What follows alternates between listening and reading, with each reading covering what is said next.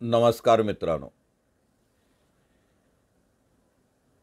आजची सकाळ ही थोडी वेगळी आहे.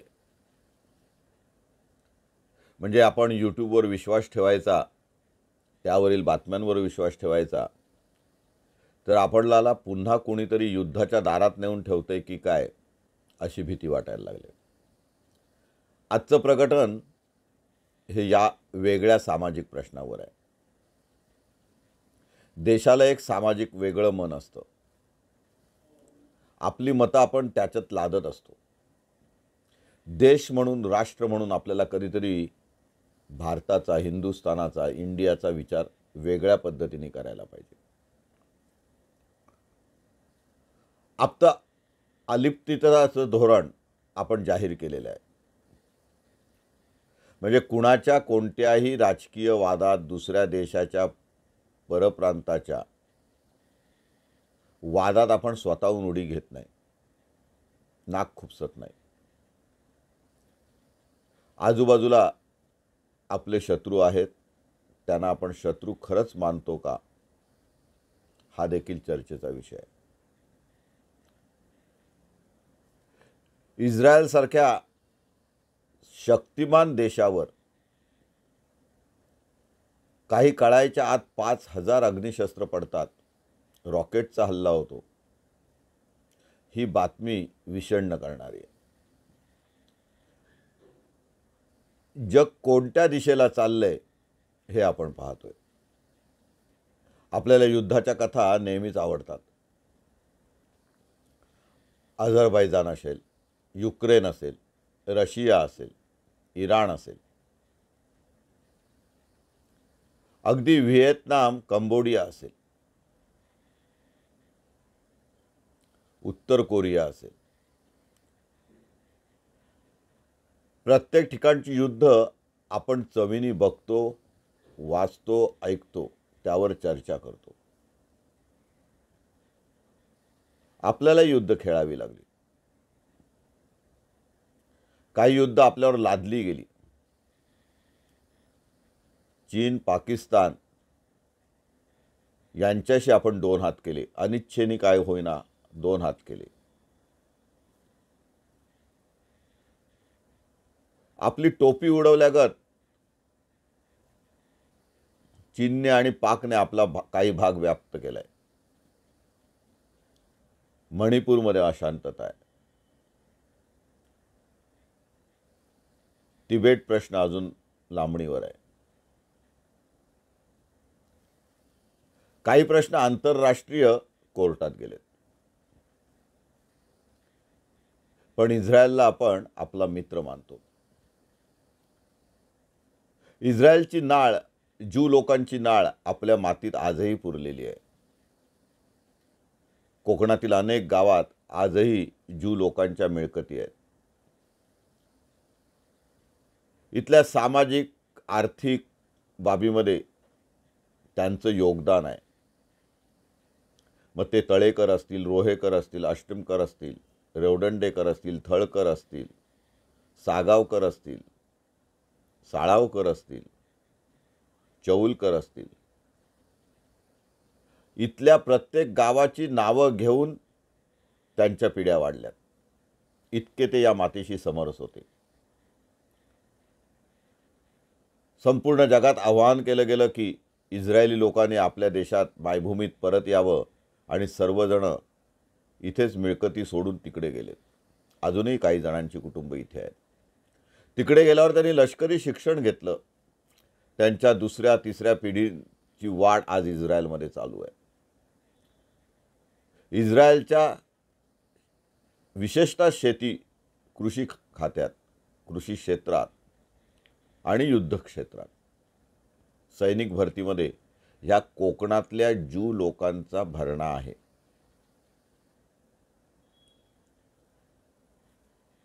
इस्रायलची परिस्थिती बघितली तर आपल्याला अभिमान वाटेल, एवढा कडवा राष्ट्रवाद त्यांच्या रक्तात भिनलेला आहे. मी स्वतः इस्रायलला राहून आलेलो. त्यामुळे तिथली परिस्थिती मला स्वतःला अनुभवता आलेली आहे. अगदी फुटबॉल मॅच जिंकली तरी मुलं रस्त्यावर ज्या पद्धतीने प्रकट होत होती आणि दुसऱ्या धर्मियांविरुद्ध त्यांच्या मनात जी काही तेढ आहे, स्वतःच्या रूढी परंपराबद्दल, धर्मगुरूंबद्दल त्यांना जी काही आत्मीयता आहे, स्वतःच्या राष्ट्राबद्दल, राष्ट्रांच्या सीमेबद्दल त्यांना जी काही ओढ आहे, आत्मीयता आहे, ती नक्कीच वाखाणण्यासारखी आहे. आधुनिक तंत्रज्ञानाचा अंगीकार त्याने इतका केला आहे की एक मोठा कृषीप्रधान देश म्हणून हा इवलासा इस्रायल जगाच्या निर्यात क्षेत्रामध्ये अगदी मानाचं स्थान मिळवतो. क्षत्र निर्मितीसुद्धा त्यांची खूप मोठी आहे. अगदी लहान लहान मुले हातात बंदुका घेऊन, आधुनिक शस्त्र घेऊन जागता पहारा करत असतात. मोसाद जगप्रसिद्ध आहे. शत्रूला टिपून मारण्यात, वेचून मारण्यात त्यांचा हात कोण धरू शकत नाही. त्यांची ही गुप्तहेर संघटना इतकी मजबूत आहे की असं म्हणायचे की इस्रायलच्या आकाशात परिंदा भी पैर नहीं मार सकता. पण इतकं असूनही शेजारचं राष्ट्र गाझापट्टी, शेजारचा एखादा छोटासा भूभाग जिथे अतिरेकी वाढतात, उग्रवादी वाढतात, त्यांना त्यांच्या देशाबद्दल, त्यांच्या धर्माबद्दल आदर असतो आणि तेवढाच संताप इस्रायलबद्दल असतो, कारण इस्रायलने त्यांच्यावर अन्याय केला अशी त्यांची भावना असते. इस्रायलने आपली भूमी बळकावले अशी त्या गाझापट्टीवाल्यांची, जॉर्डनवाल्यांची काहीशी भावना आहे. आणि मग हे दोन्ही शत्रू दोन्ही बाजूंनी नेहमीच आघात करत असतात आणि गाझापट्टी, पॅलेस्टाईन हे त्याच्यात जास्त. इस्रायलची अवकाश यंत्रणा खूप वाखाणली गेली. जगाच्या बाजारपेठेत तिला स्थान मिळालं की शत्रू राष्ट्रांनी किंवा शेजारच्या राष्ट्रांनी कोणतंही अग्निशस्त्र सोडलं, अग्निबाण सोडला, मिसाईल सोडलं तर ते हवेतच निष्प्रभ करता येईल, उडवून टाकता येईल अशा प्रकारची रडार यंत्रणा त्यांनी निर्माण केली. आणि ती टीव्हीवर दृश्य बघत असताना आपल्याला पूर्वी इस्रायलबद्दल प्रचंड आत्मविश्वास वाटायचा. हमास ही संघटना अतिरेकी संघटना म्हणून त्यांनी जाहीर केली.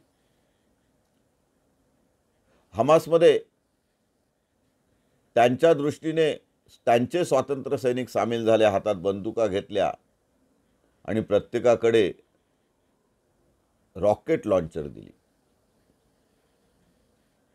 एवढी सर्व गुप्तहेर संघटना असताना सुद्धा सीमेवर 5,000 पेक्षा जास्त रॉकेट लॉन्चर तैनात होत आहेत.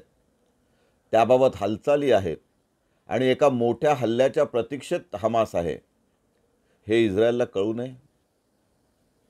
त्यांच्या रडार यंत्रणेला 20 मिनिटात 5,000 रॉकेट लॉन्चर आल्यानंतर गडबडून जाण्या एवढी ती कमकुवत होती. त्या 5,000 रॉकेटपैकी निदान 1,000 रॉकेट जरी नागरी वस्तीवर आली असतील तर किती गाड्या, किती घरं, किती झाडं, किती नागरी वस्ती उद्ध्वस्त झाली असेल त्याची आपण कल्पना केलेली बरी. हे सर्व आपल्याला बघता येत नाही. जे दाखवलं जातं तेवढंच आपण निवडक बघतो. आज भारताने चिंता व्यक्त केली, कारण प्रत्येकाच्या स्वातंत्र्य भौमावर, वैयक्तिक हक्कावर, नागरी हक्कावर हा हल्ला आहे. इस्रायलने युद्ध जाहीर केले. इस्रायल बदला नक्की घेईल. आपली क्रिकेट टीम किंवा आपले खेळाडू जर आपल्या परराज्यात गेले, परराष्ट्रात गेले आणि त्यांचा अपमान झाला तर आपल्याला फारसं काही वाटत नाही. पण इस्रायलचे खेळाडू मारले गेले, त्यांनी 18 वर्ष तो राग मनात ठेवला आणि एकेकाला त्यांच्या देशात जाऊन, जिथे जिथे ते बिळात जाऊन लपले होते तिथे तिथे त्यांना मारलं गेलं आणि ते जाहीरही झालं. कुणाला कळायच्या आत इस्रायलचे हे मोसाद त्या राष्ट्रात पोचत होते आणि परत मारून येत होते. या मोसादची यंत्रणा कमकुवत ठरवणारी एखादी अतिरेकी संघटना जगात तयार होते हाच आजच्या काळजीचा विषय आहे. उद्या इस्रायल त्यांच्यावर आणखीन मोठा हल्ला करेल. त्याच्यातही 400 नागरिक मारले गेलेत अशी बातमी आहे.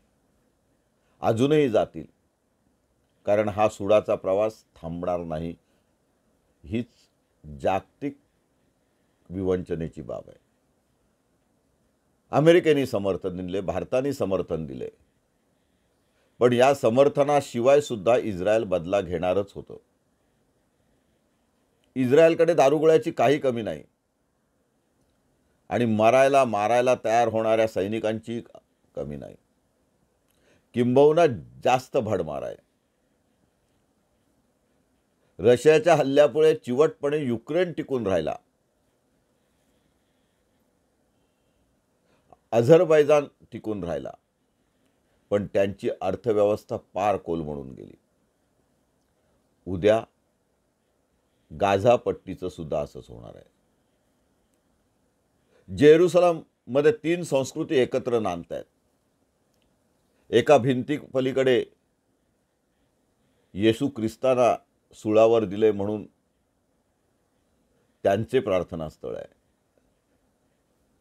भिंतीजवळ ज्यू लोकांचे प्रार्थनास्थळ आहे आणि पलीकडे कट्टर मुस्लिमवादी लोकांचं सुद्धा प्रार्थनास्थळ आहे. काही अवशेष आहेत. प्रत्येकाला आपल्या रूढी परंपरा, धार्मिक भावना जपण्याचा हक्क आहे.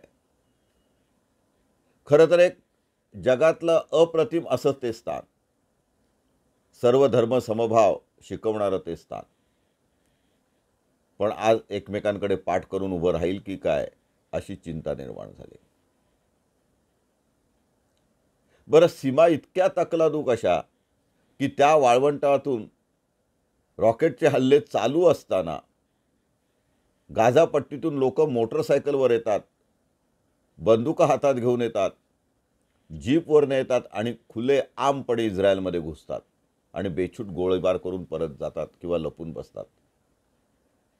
इस्रायली लोकांच्या घराचा ताबा घेतात.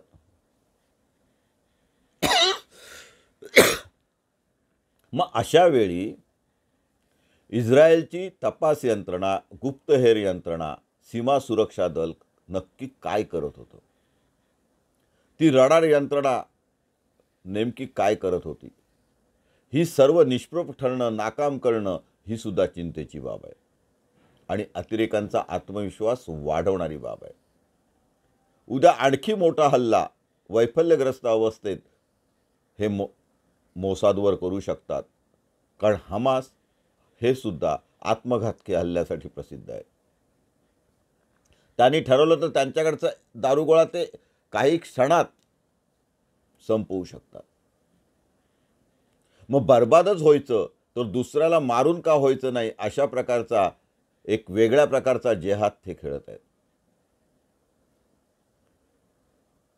युद्धाला एकदा धर्मयुद्ध बोललं की ते युद्ध डोक्यात जातं आणि मग मागचा पुढचा, आपल्या पुढच्या पिढीचा, आपल्या राष्ट्राचा, आपल्या मायभूमीचा कोणताही विचार न करता असे आत्मघातकी हल्ले होऊ शकतात.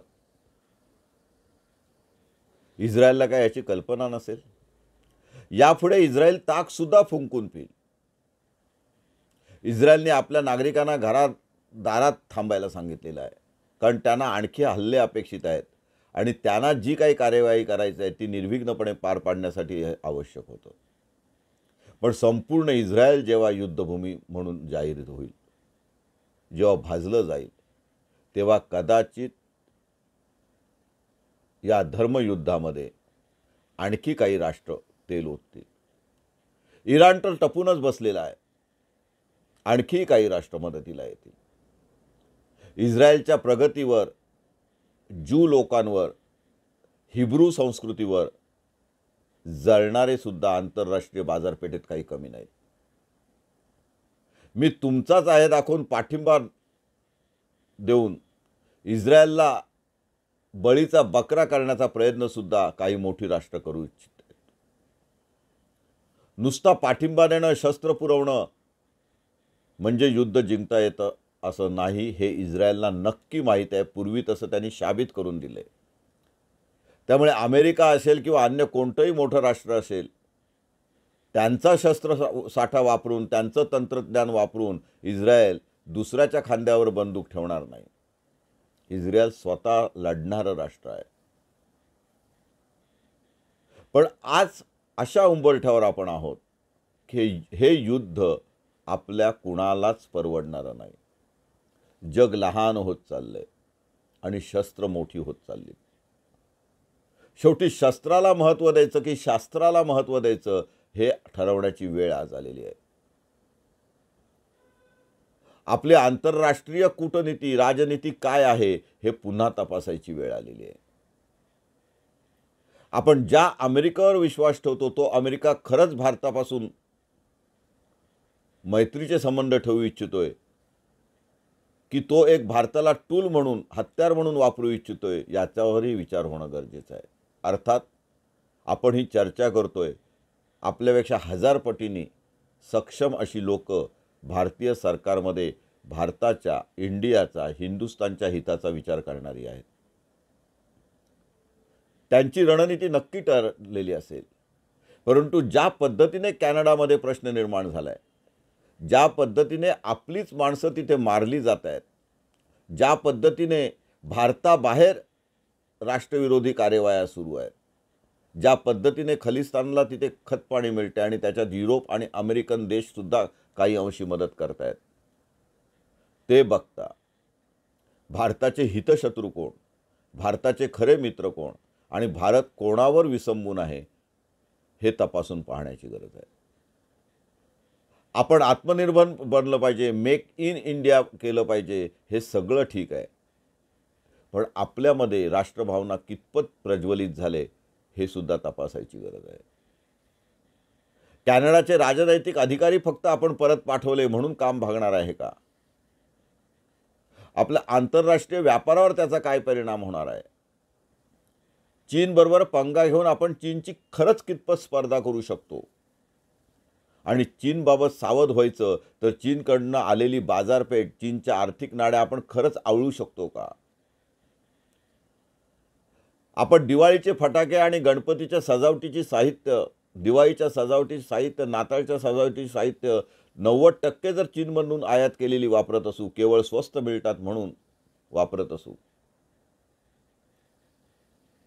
संपूर्ण इलेक्ट्रॉनिक मार्केट चीननी जर काबीज केलं असेल आणि ते आपण कंट्रोल करू शकत नसू, कोणत्या तरी चोरट्या मार्गाने कर चुकवून हे साहित्य राजरोसपणे भारतात उपलब्ध होत असेल, तर आपण खरंच राष्ट्रप्रेमी आहोत का?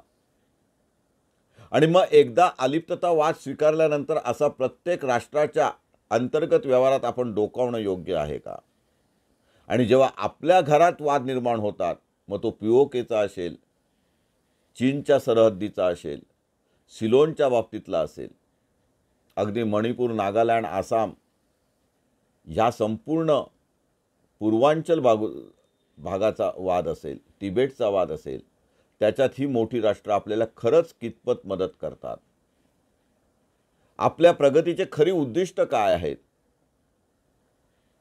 की आता आपण मोठं राष्ट्र बनण्यासाठी, तिसरी शक्ती निर्माण करण्यासाठी या प्रत्येक वादात पडलंच पाहिजे आणि आपले हात पोळून घेतले पाहिजेत?